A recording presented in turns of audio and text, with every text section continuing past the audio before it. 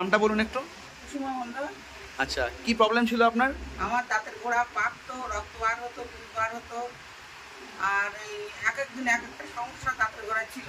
আচ্ছা, যেহেতু এই কলগেট ব্যবহার করে আমি মানে আমাদের মোদি কেয়ারের ফেস পেমেন্ট ব্যবহার করে। আচ্ছা, ব্যবহার করে আমি এখন ভালো আছি, কিন্তু একটা কলগেটে হাফ ব্যবহার করতে করতে আমি মানে একটা পেস্টের থেকে হাফ ব্যবহার করে করতে করতে আমি সুস্থ।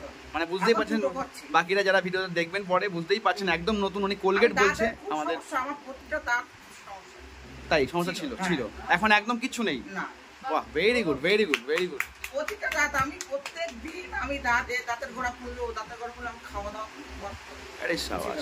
কোনটা ব্যবহার আর করছেন? পুজ বার হবে, কতটা করে পুজ বার হবে, রক্ত বার হবে প্রত্যেকটা দিন বার হতো। প্রত্যেকটা দিন। এই পেস্টটা কি এইটাই ব্যবহার। দেন হাতে নিন। আচ্ছা, এটাই করি। হ্যাঁ, এই মাধ্যমটাই ব্যবহার। এটা ব্যবহার করছেন কতদিনের মধ্যে ঠিক হয়েছে? এই আমি হাফটা ব্যবহার করার পরে আমি মুক্তি পেয়েছি, তারপর এখন দুটো মানে হাফ ব্যবহার পরে মুক্তি হয়ে গেছে। ওরে একটা জোরে হাততালি আর একটা। এখন এই দুটো পুরোপুরি হচ্ছে। আরে সাবাস, থ্যাংক ইউ থ্যাংক ইউ। এটাই করি যাব। এখন এটা সারা জীবন করে যাবেন। আচ্ছা, আপনাকে যদি কেউ অন্য অন্যটাই ব্যবহার করব না, আমার প্রত্যেকটা দাঁত পোকা।